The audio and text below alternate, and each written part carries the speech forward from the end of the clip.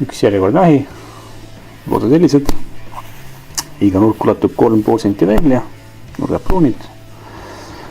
lõõriskeem 2 langevad, 2 tõusvat, ristkolle,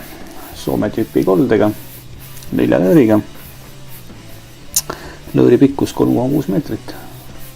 ahjumass, täismass 2,2 tonni, orienteeritud siis selle vastavate ruumide peale, ahjumass ja ka soojusvõimsus.